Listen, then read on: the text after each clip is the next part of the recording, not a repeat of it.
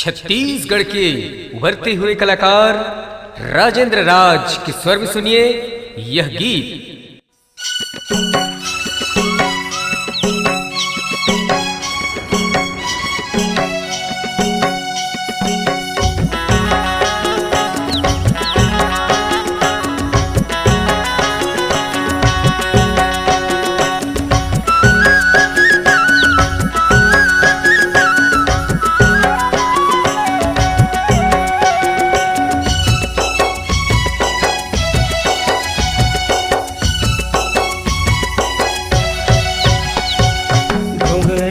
जाबुल बही चाहर तेंदू खाबुल बही डोंगरी माँ जाबुल बही चाहर तेंदू खाबुल बही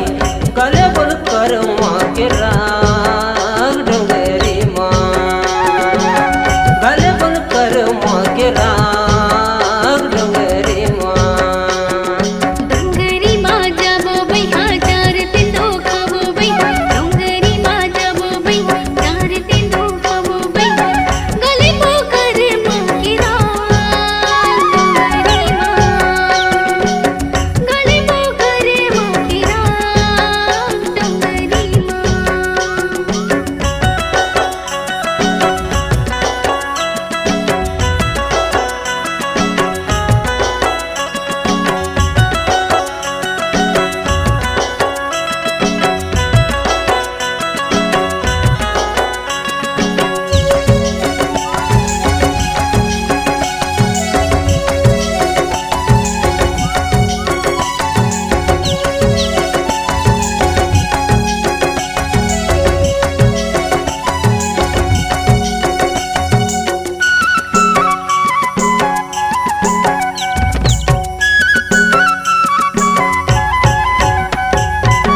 डोंगर के पीछे वहाँ साहज के रुख वहाँ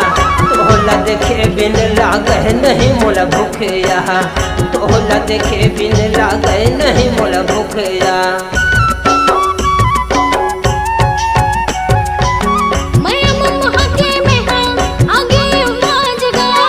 तोरी बोली मोला निक लगे रजना जगा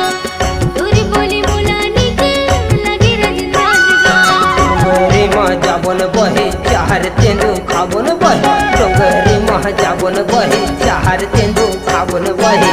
गले बुन कर माँ के राग डोंगरी माँ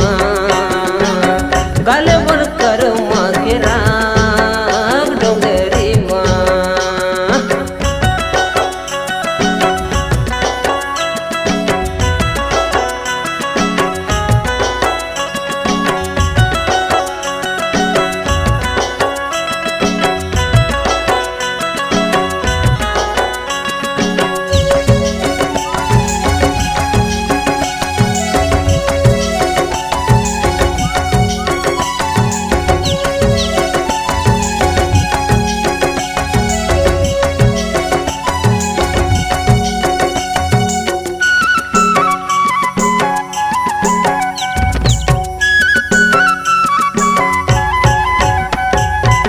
बारह महीना ने मेहा कतिक नहायूंगा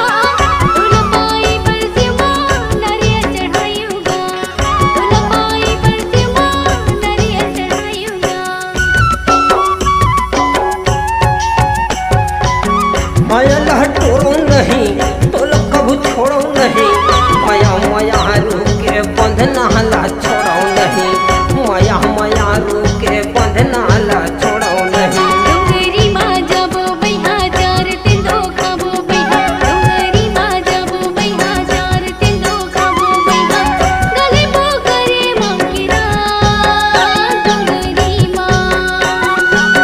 गले बुन कर माँ के राग डोंगरी माँ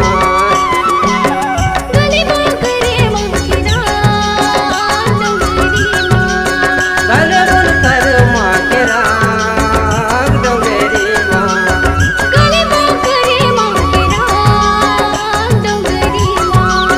गले बो करे माँ के राग डोंगरी माँ। कार्यक्रम हेतु संपर्क करें